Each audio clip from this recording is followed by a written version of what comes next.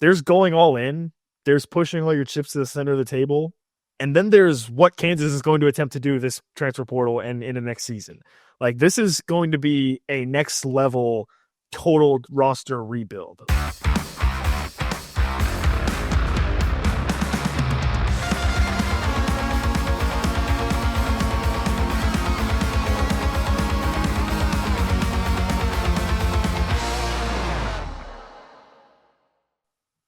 Paid all who enter, and beware this podcast.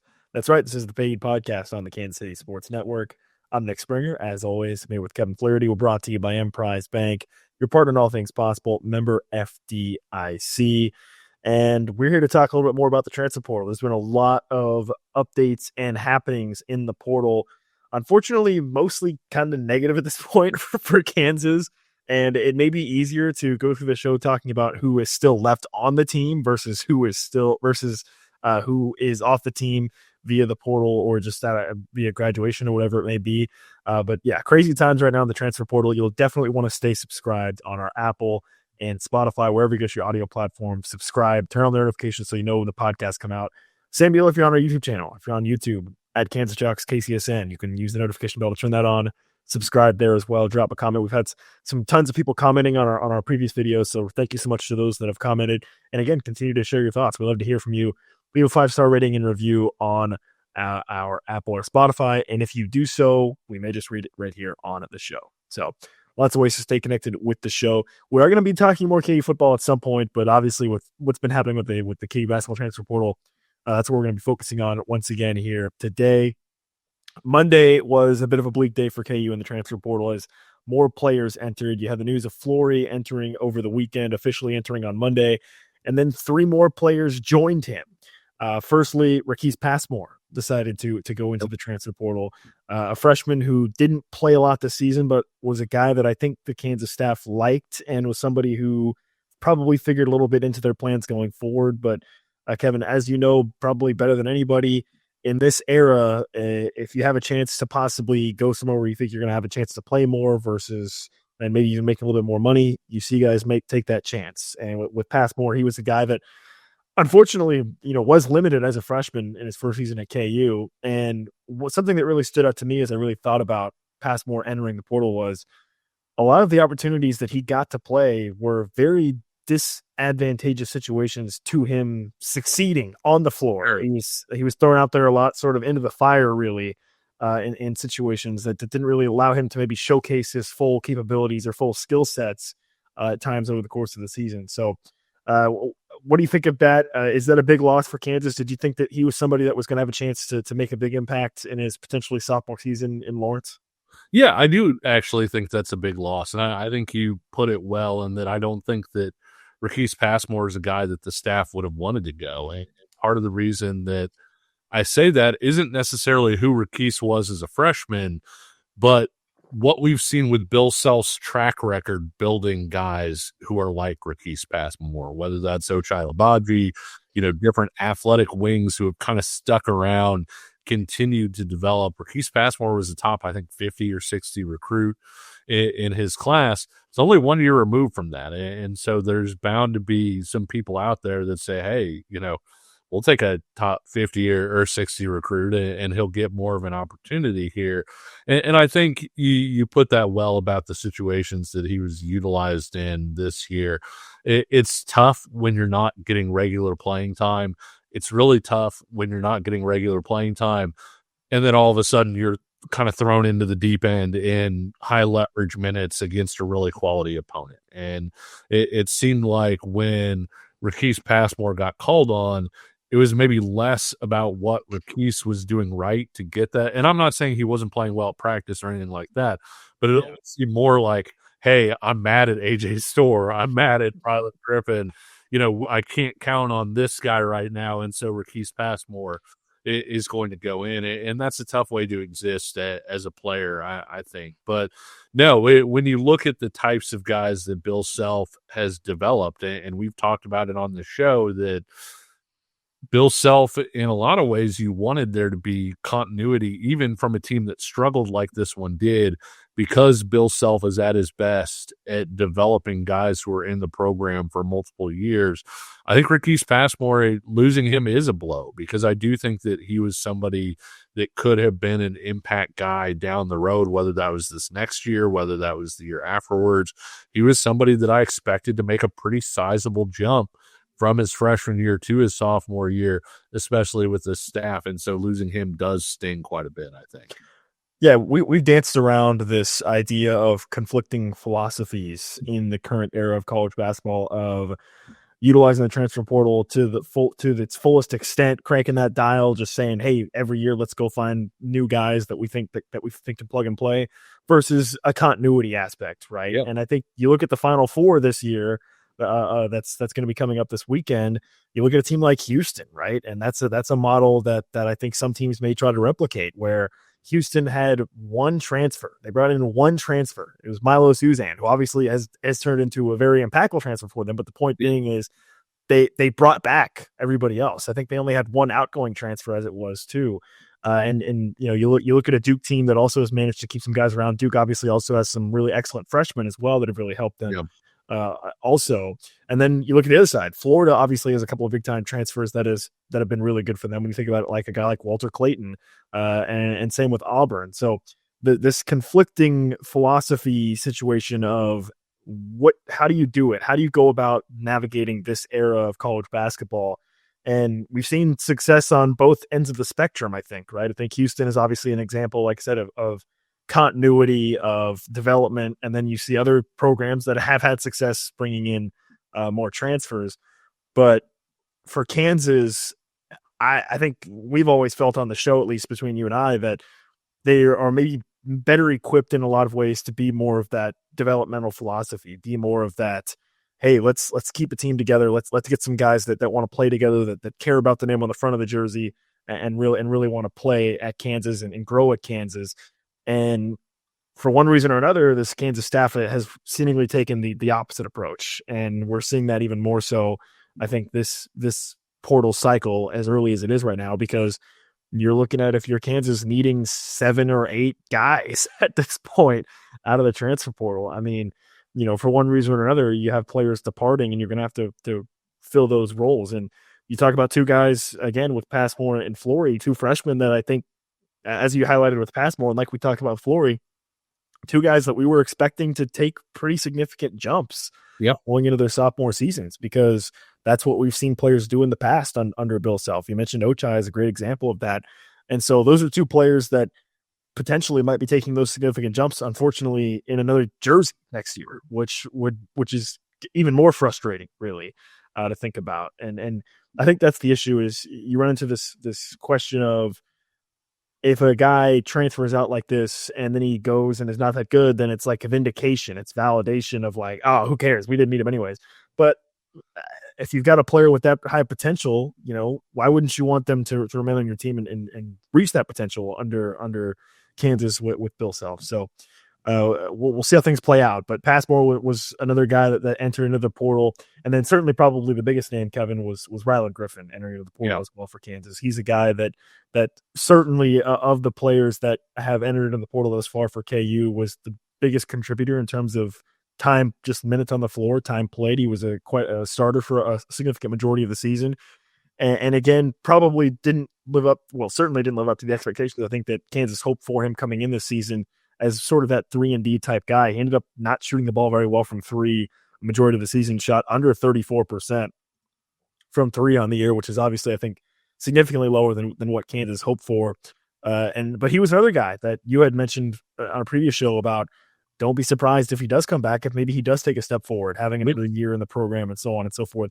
Obviously now that won't happen. That's not going to be the case. But when you think about Rylan Griffen, what does that loss mean, you think, for Kansas, and maybe how you project this roster going forward, even though there's not much to project right now, unfortunately? Yeah, I think the portal, everybody wants it to be simple, right? Like, you go out and you get really good players and you benefit. And other than maybe a few teams here or there, that hasn't been the case. It's usually pretty hit or miss. And it's tough to tell where the hits are going to be. It's not an easy process. If you looked at what AJ Storr could bring and the fact that he scored 17 a game for a low tempo team, so it wasn't like he was getting 8 billion shots up, Big Ten team. And so you figured that AJ Storr was a guy that was going to come in and give you instant offense, be able to play multiple positions.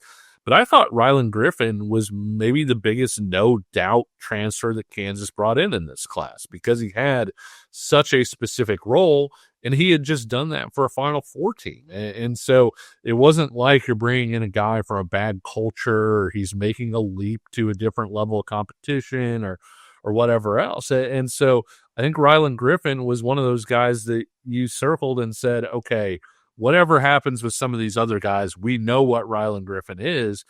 And he wasn't quite that, right? Like even with all the indicators that would suggest, power conference guy, came from a winning program, has demonstrated level of success on both sides of the ball, all of those different things.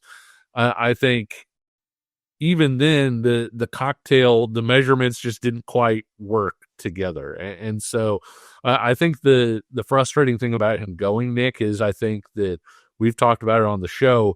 Transfers tend to make a jump in their second year. It's like a lot of players who make a jump in their second year. They're just more comfortable. They know the system better. They know their school better. They know their coaches better. A lot of times they know their teammates better. If you bring back guys around them, they know what's expected of them. And so I think even with Rylan Griffen not necessarily living up to this year what they thought and or hoped he could be, I felt like he would next year. And it would have almost stunned me if Rylan Griffen came back next year and wasn't what they had hoped he would be initially. Sometimes it just takes guys a little bit longer to get there. But with a guy like Rylan Griffen, I thought he was going to get there. And so without him coming back, that's another, starter out, another, possible projected starter out. And the other thing about this, Nick, is a lot of people say, oh, just blow it up. And there's not infinite money out there. And so even if you're saying, well, Rylan Griffen wasn't great at KU, we'll just bring in somebody else, that costs money. And so to do that, every new piece that Kansas needs to add is maybe going to be more expensive than the previous one. And so I think from that standpoint, it stinks. From the standpoint of him possibly being better this next year and being, kind of a plug and play guy, I feel like with some of the guys that you're talking about with Peterson at point guard, again, with the expectation initially that Flory was going to be your center, having Rylan Griffen as a wing that, just sits right there, it kind of tied everything up in a nice little bow with his talents. And now it looks like those talents are going to be headed elsewhere. Another player into the transfer portal, I want to touch on that. You mentioned Darren Peterson. I want to talk a little bit about what his thoughts are on the situation for Kansas. Plenty more to get into regarding the transfer portal. We're going to take a quick break. And of course, that gives us a chance to tell you about Home Field Apparel. You can shop Home Field Apparel at homefieldapparel.com. Use that promo code PAYHEAT24, 15% off your first order. They've got excellent gear for Kansas, 40 plus Kansas items, plus 130 other schools you can shop from as well. So maybe when Kansas hopefully does bring in some transfers, you can go get the gear of that school as to say, thanks for sending us a player, because right now Kansas does not have very many. Thank God there's no games coming up for KU, because I don't think they'd be able to field a roster at the moment.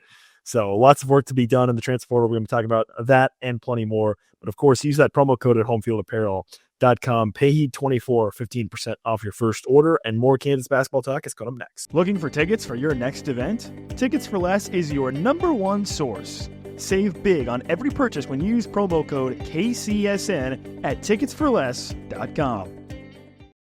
Success in real estate takes more than vision. It takes the right financial partner. When someone takes something rundown and turns it into something great, that's called a comeback story, like Brain Group. They take distressed properties here in KC, completely rework them, and then turn them into valuable real estate. But that kind of work needs the right bank behind it. Enter Emprise Bank. They're not about cookie-cutter loans. They saw Brain Group's vision, backed them, and now they're making big moves in Kansas City real estate. Talk about your partner in possible. Emprise doesn't do one-size-fits-all financing. They invest in potential and back growth. Visit emprisebank.com/KC to learn more. Emprise Bank. Member FDIC. Equal housing lender. Are you ready to win real money this March? Struggling to choose which team will pull off an upset?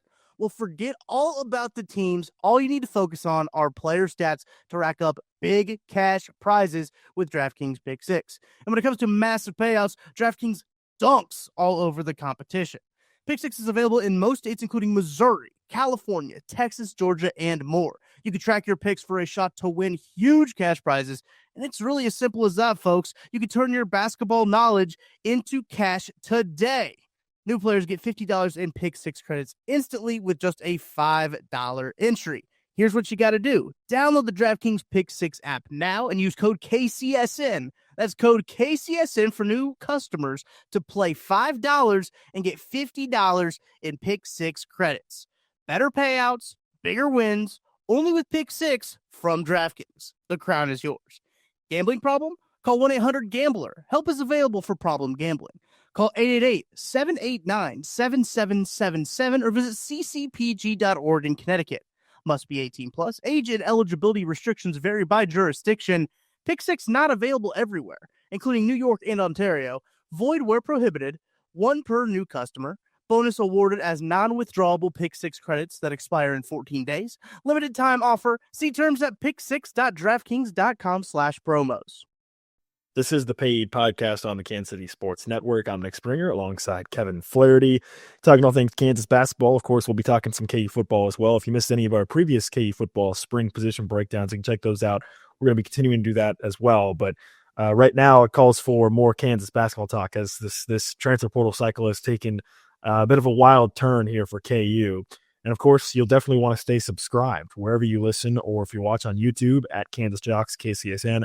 Subscribe, drop a comment, subscribe on audio platforms as well, so you can stay informed with some of the best news and analysis here on KCSN. And thank you so much if you have already, and we appreciate your support very much. Okay, so we hit on Rakease Passmore and Rylan Griffen to start the show. Another player from this Kansas roster that did enter the transfer portal was David Coit, Diggy Coit. And this was a blow for short kings everywhere. You hate to see it.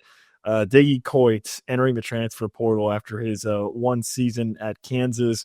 He turned into a guy that I think was leaned on maybe a bit more even than probably this Kansas staff was expecting, with the injury to Shaq Moore as well. And he ended up playing a fairly significant role, especially in some games for Kansas this season.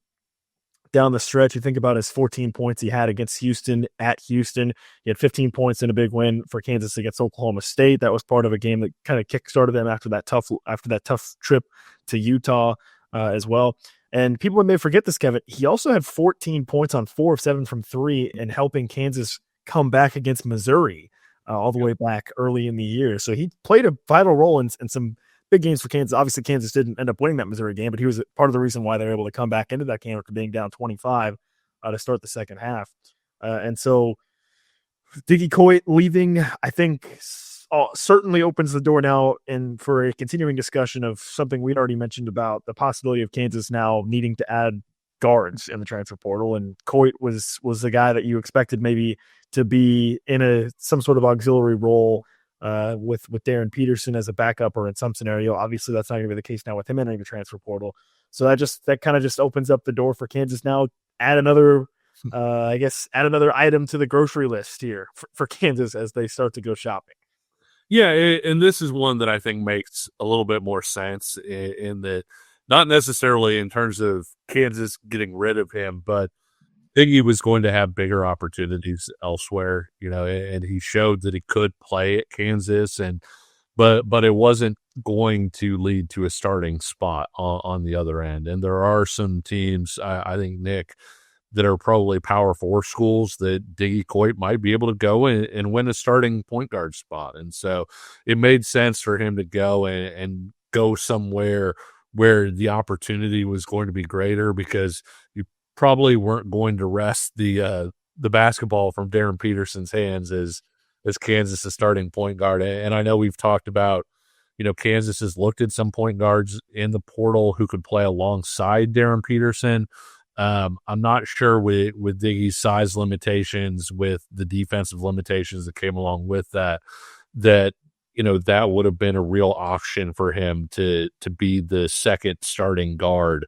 I think that he was pretty much shoehorned into a backup role, and he can go somewhere, Nick, where that's not an issue, where he has a chance to not just start, but probably play quite a bit and possibly have a pretty green light, because certainly at Kansas this past year, that was something that they trusted him to do. And you don't see that all the time with backup guards, that they come in and they have a license to start throwing shots around. But Diggy Coit, did it pretty well, and wish him all kinds of luck. He was a guy that I think, even when Kansas was in games where you're like, man, the focus or the level of care or whatever, however you wanted to put it, maybe wasn't as great. He was a guy that it felt like really did care and really, kind of put himself out there. And another game too, you mentioned a few of them, a couple of them that KU lost despite Diggy Coit performances. He also had a Big 12 points in the close win over UCF when it was KJ's first game back, when DeJuan didn't play, and so they really needed Diggy to step up in that showing because of how shorthanded they were at the guard spots. And he made some big shots in that one too. Yeah, and he ended up shooting almost 39% from three on the year. It ended up being, we use more reliable 3-point shooters, to be quite honest with you, over the course of the season, which I don't know if that's as much of a tip of the cap to Diggy as much as maybe an indictment of how everybody else shot the ball for Kansas. But still, it could be both.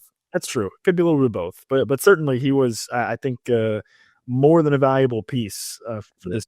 And I think you said it well, though. I'm not really sure exactly how much of an expanded role he would have had going into 2025 and 2026 because of some of what you outlined as well, right? So, you hate to see it if you're a short king like me, but certainly you wish the best of luck to Diggy in his wherever his next adventure will take him.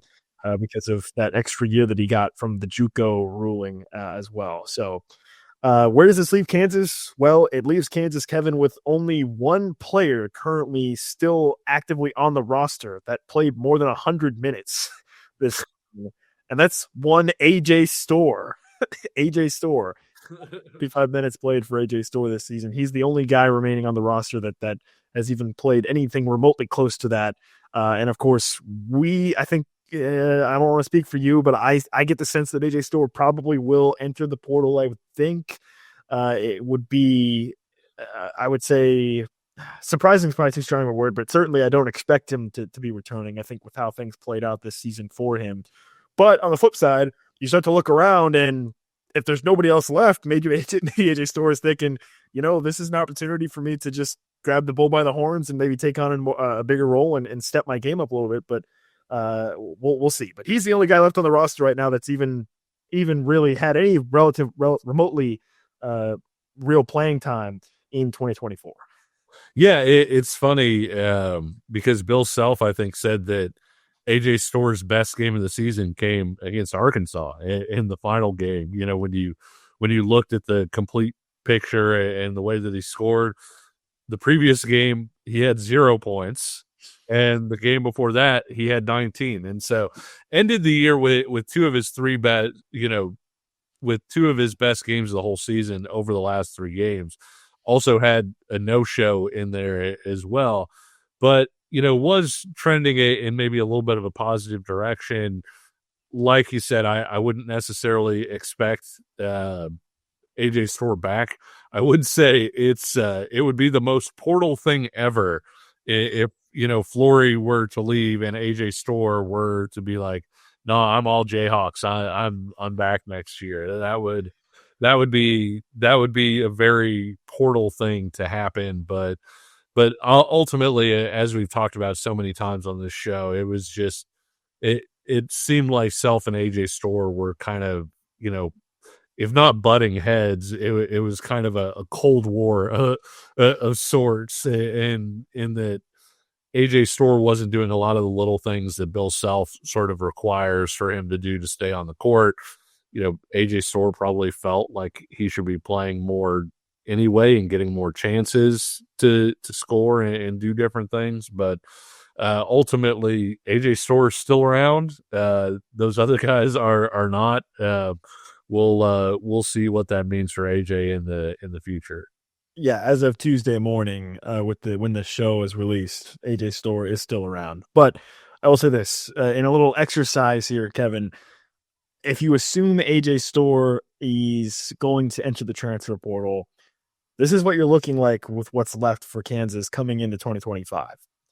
Darren Peterson, Marco Jackson, Jamari McDowell, Noah Shelby, the transfer from Rice, Bryson Tiller, and Samus Calderon, the other two incoming freshmen. So you're talking about 3 guys returning, one who was injured the entire season, another guy who redshirted and didn't play the entire season, another guy who transferred and also didn't play the entire season. So 3 guys with a combined 0 minutes with Darren Peterson, Bryson Tiller, and Samus Calderon. That's what you're left with if AJ Storr does indeed enter into the portal. Now, obviously, we've talked about the possibility of Marco Jackson coming back up at injury and being successful. Jamar McDowell now have had multiple years in the program. With Darren Peterson, you expect him to obviously be Darren Peterson.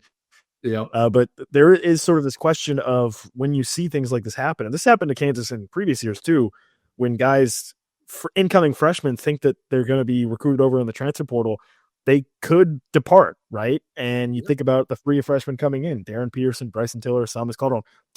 Tiller actually already on the team this spring. But let's start with the biggest one here, Darren Peterson.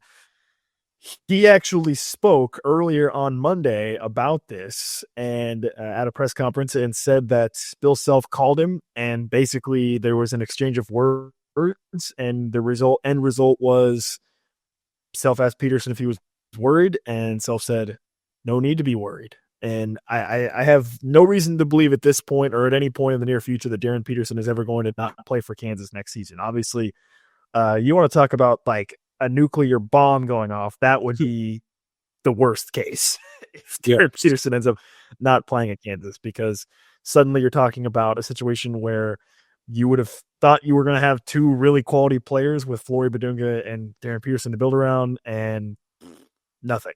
But again, I don't think that's going to happen. Darren Peterson, I don't think is going to end up playing anywhere else besides Kansas coming 2025, which is obviously really great news.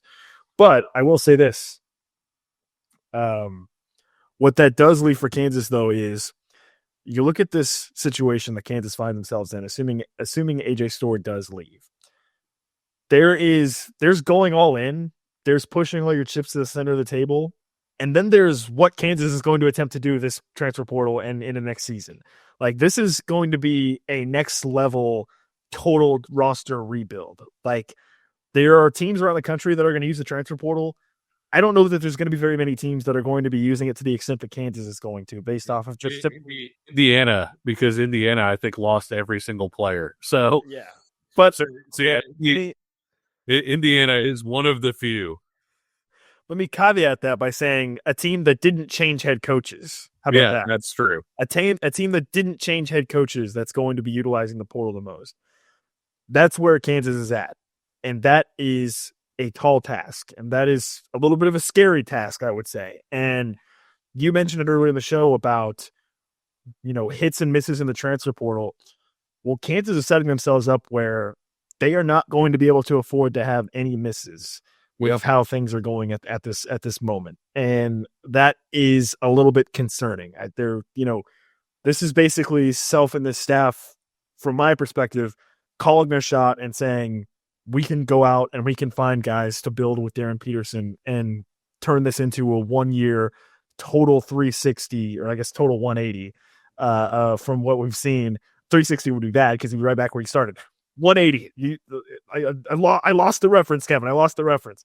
180 from what we've seen. But that puts a significant amount of pressure on the staff to get this done, because otherwise, you could be talking about 3 consecutive years where you've really gone out and tried to build your roster around the transfer portal and pretty much really badly whiffed all 3 years. And if you whiff this year as badly as maybe you have the previous years, with no Hunter Dickinson to fall back on, with no experienced point guard in DeJuan Harris or KJ Adams to fall back on, it could be even worse this year. Now, with Darren Peterson, I don't think that'll be the case, but I'm just saying it's a possibility, right? So it's a little bit concerning times, I would say, in Lawrence. I thought you were quoting Jason Kidd, because that was a thing that he said when he was drafted by the Dallas Mavericks, who were just up on. He said, I'm going to turn this team around 360 degrees, which obviously is not what you want to do. No, and, not. It was, but it was a funny quote when it happened. But no, to your overall point, yeah, there's so many balls that need to be juggled, and to your point, you can't drop any of them. You really have to hit on it, and it's not impossible. You look at Kentucky this year, had to totally hit reset again with the new head coach, but a similar situation where you're taking so many new guys, so many portal guys, and Mark Pope was able to get those pieces to fit and have a really nice season, actually. Well, and Arkansas did the same thing with Calipari, right? And yeah, Arkansas for the most part, you did have some guys like Brazil was back, and there were a few of those guys, but yeah, for the most part, Calipari did too. So you can do it. Like it can be done. That doesn't necessarily mean you want to do it, right? Like I watch these crazy videos on Instagram where people do parkour where they like jump across a river. It can be done, but that doesn't mean I want to be the one out there, trying to do it. And so you don't want to do parkour? It seems like I would love to be able to do parkour. I'm not sure parkour would love me attempting parkour. So yeah, it's such a fascinating offseason. I think that's why a big part of the reason why, and I know some people are already saying, hey, move on from Flory, it's not going to happen, whatever. I think that's part of the reason why when we talked about Flory on the show, we kind of really honed in on that one, because it sounds like it's so little. It's one guy, right? But bringing Flory back feels like sort of okay, you can breathe a little bit now. The plan is still there. You're surrounding Peterson and Flory at this point with guys who can play with them. You take Flory off, and all of a sudden it's like, well, okay, who's your secondary scorer? Who's your ball handler? Who's going to be the post guy? You just have so many more questions about how you're going to fit all of these pieces together. And, quite frankly, Nick, we've talked about it. Kansas has had a few hits in the portal. They had. I mean, Kevin McCullough, I thought, was good right out of the bag, was kind of exactly what you expected and what you asked him to be, and was excellent in year two. But they've also had some pretty big misses. And so I do think that it's going to be really tricky for them to not just get talented guys where you go into the season feeling like, okay, we've got Darren Peterson. With these guys, Darren Peterson can help you make a run to a Final Four.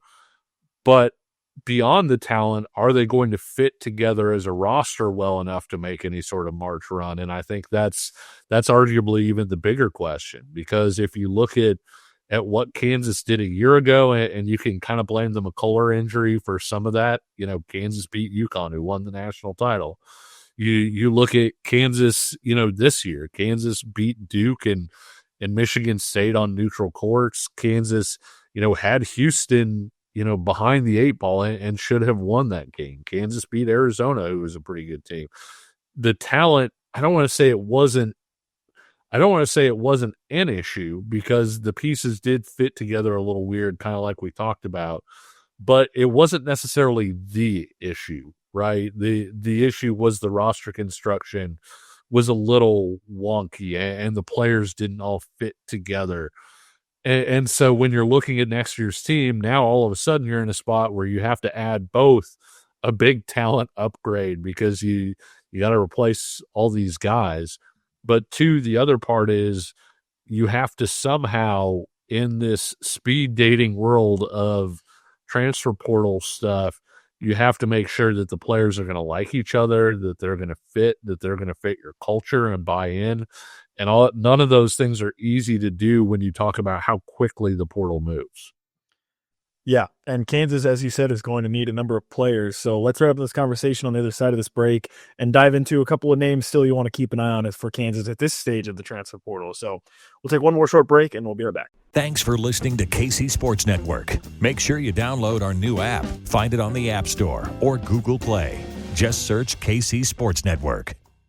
This is the Paid Podcast on the Kansas City Sports Network. I'm Mick Springer here with Kevin Flaherty, talking all things Kansas basketball on the transfer portal. And again, you will absolutely want to have your notifications on Apple, Spotify, YouTube, on our YouTube channel at Kansas Jocks KCSN for all the latest episodes talking about the transfer portal, because it's going to be very busy and it's probably not going to slow down for Kansas considering how many bodies they're going to need to bring in at this point. So you want to stay locked in on that. And we are going to be talking more spring football at some point down the stretch here as well, as Kansas starts to wrap up its spring portal, or its spring football. And just everything's portal right now. Sorry, spring football. Also, so be on the lookout for those shows as well. Like, subscribe, drop a comment, leave a 5-star rating review, do all that good stuff. We'll read them on the show. We'll talk about them on the show as well. And we thank everybody that has been doing that. So really appreciate your support as always. So some really good conversation there before the break about sort of where Kansas tries to go from here and what they're looking for next. And again, my biggest takeaway continues to be, look, you're calling your shot here. If you're the staff, you're saying we can go out and we can do this. We can find 7, 8, 9 guys to bring in to build around Darren Peterson, and we're going to make it work. And again, it's a risky proposition. It's one that, as you said, Kevin, can be done, but the portal can be a crapshoot at times. We've already seen that over the past couple of years with what Kansas has done at times with bringing in players that have worked out versus guys that haven't. So a lot of pressure is on the staff over the next basically month to 6 to 8 weeks to really find players that they think can fit, that they think are going to have a chance to be able to come in and be effective and play with whoever else they bring in. And that's the problem. It's almost like you're trying to put together a puzzle, but you're blindfolded because you don't even know what pieces you're actually going to have to put together. Like, you're trying to find the pieces and then you're trying to put it together. So it's like you're blindfolded and you're trying to only use feel to figure out what pieces you have. And then you don't even know who you're going to be having, right? There's so much uncertainty, unfortunately. So we'll see how Kansas navigates it at this point. But a couple more names to watch as this thing unfolds. Obviously, we've seen Kansas players enter the portal. So guess what that means? There are guys from around the country entering the portal too that Kansas may try to go after. One guy we've talked about at length is Josh Dix. He continues to be, I think, maybe one of the biggest targets on the board at this point for Kansas out of Iowa. Really strong 3-point shooter, an all-around pretty strong player as well. One entry that was a bit surprising. So real quickly, the other thing about Flory, to add on to that conversation with Flory departing, is right now, Kevin, the transfer portal market for 5 men or big men, it's pretty barren. There's not really any great options. Obviously, there's more time for players to enter into the portal as this process continues. But for the time being, there's not very many nice targets in the portal. But one guy that did enter in on Monday evening, Henry Vasar from Arizona, a guy that Kansas obviously has seen play, and somebody that I think you maybe perk your ears up for a little bit if you're Kansas, potentially, if you're looking for a replacement. And Vasar obviously has also that ability to step out and shoot the ball a little bit as well. Yeah, for sure. And he was a guy that I think as you watched Arizona this year, you really thought he's pretty good now, but he's got a chance to be just absolutely nails and be potentially an all-conference player next year. And so he's another guy that goes in that is going to probably have a really high level of interest. If you're looking to enter the Flory sweepstakes and you feel like, hey, it's not going well for us, Vasar is a really nice option. And there may actually be some people who might prefer Vasar to Flory depending on their system. And so it's another 5 guy. I think one of the interesting things about college basketball right now, Nick, is when you look at sort of classic centers, which neither Vasar is nor Flory, but when you look at kind of classic centers, there's so much more value for those guys in the college game than there is in the NBA game. When you look at a guy like a Hunter Dickinson or somebody like that, the NBA doesn't necessarily, and I'm not trying to rip on Hunter Dickinson, just that's not the type that they go for a lot of times because, he's not the rim protector, not the agile defender. And also, you don't necessarily know that he's going to be a good enough long range shooter to excel despite the lack of athleticism at that level. But for a school in college, there's a lot of value there. Nick, I don't know that we've really seen a whole lot of even classic centers hit the portal just yet, where you could look at it and you could say, well, okay, this is a guy that's going to be around. He could be a really good college player, but he's not necessarily going to be on NBA radars. You're not really seeing that kind of guy in the portal, I feel like, right now. And if they do, like I said, they're going to have way more value in college because I think you can still win with that dominant, low post guy in college, depending on what you surround him with, as opposed to whatever else. But yeah, Basar is a guy that obviously, when Keyshawn Hall entered, Kansas fans were like, we saw this guy up close and we hated what we saw at the time, but now we kind of like what we see because he's available. Basar is one of those guys I think that, you probably didn't like watching him play against KU, but now that he's out there, could that be a possibility for the Jayhawks at this point as they look to fill that 5 spot? I think you'd still rather have Flory come back for the continuity, for the way that Bill Self wants to defend from that position. But Basar's a pretty good defender too, and so it is another option or somebody who's out there. And so what was the thing that we said sort of in our first portal episode? Everybody's going to look at like the top 10 guys and they're going to freak out when they start signing elsewhere. You're going to get maybe one of those guys, maybe two, if you're really lucky. Maybe you add another guy who's a top 20 type guy, but really you're going to land one or two guys here in the next couple weeks. And then it's going to stretch out for another week or two. There's going to be more people entering the portal that you're going to want to compete for. There's going to be people who enter the NBA draft and decide to come back. Remember, they don't have to make their decision on where they're going. They just have to enter the portal by April 20th, I think. Yeah, and also if there's any more coaching changes, you get an additional 30 days after a coaching change. For sure. So yeah, they're not. Yeah, it's not like you're going to wake up tomorrow and Kansas is going to have 10 guys on the roster and you're like, oh my gosh, where did this happen?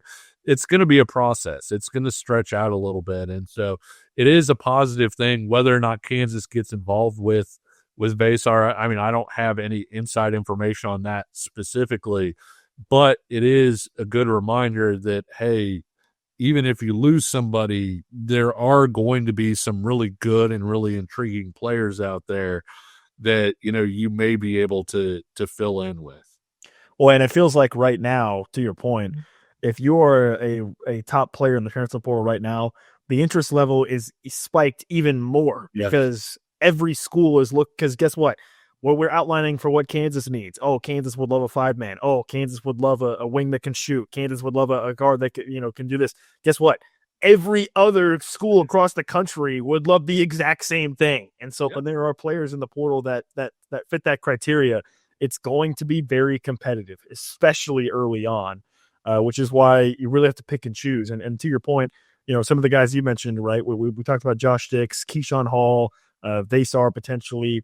Another big name that entered was RJ Lewis, the Big East Player of the Year at St. John's. Like, those are 4 guys where, like you said, Kansas will hopefully get maybe 1 or 2 max out of that group of players, right? Like that, it's going to be very, very, very competitive for those types of players.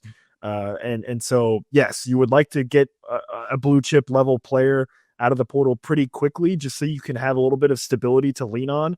And it becomes one of those things where once you get one guy, you can start to use that to pitch other guys and say, hey, we have this guy coming in, like this is who you're going to be playing with. And this is where, where we think things can start to go together. And that's where you can start to take the blindfold off of building the puzzle, because you actually start to know a little bit more about what you have and what you don't have.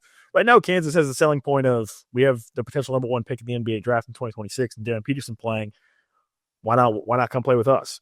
But that could also be a negative for some guys who want to go somewhere and be the guy, and that's probably not going to be the case. I think Darren Peterson will be the guy for Kansas in 2025 and 2026. So we'll have to see how that shakes out. But yeah, I thought you did a really good job there, Kevin, kind of highlighting how this process works, because it's not going to be quick, and there's going to be probably more ups and downs as it goes, right?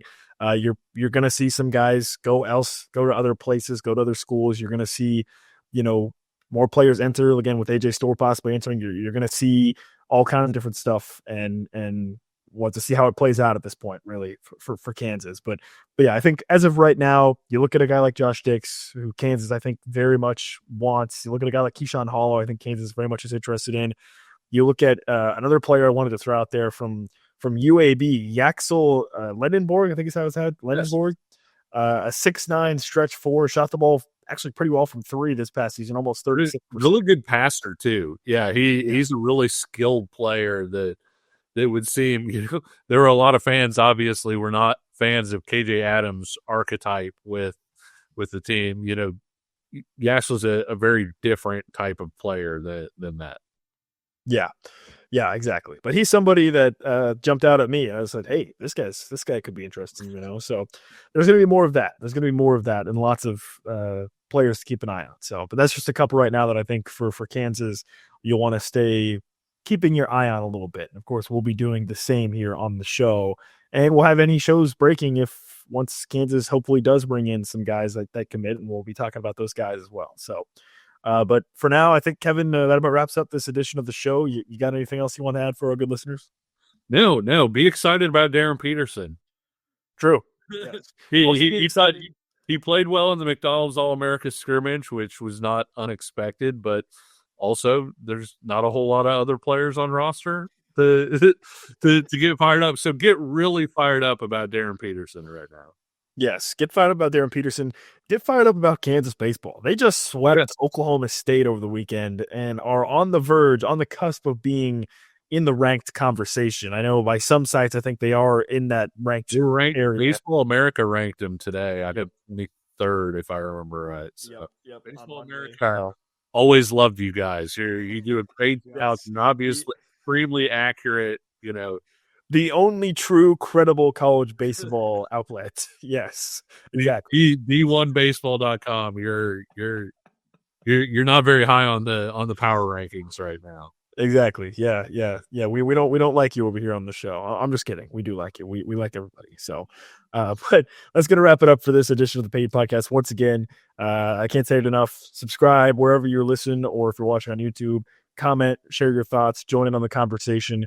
And of course, you'll want to stay locked in, because we're going to have plenty more shows dropping about the transfer portal and everything else happening in what has quickly turned into what appears to be going to be a very busy upcoming next 6 to 8 weeks for Kansas on the basketball side. And of course, we are going to talk football as well, more with K football getting to wrap up spring. But until next time, he's Kevin Flaherty. I'm Nick Springer. We'll talk to you again soon. See ya.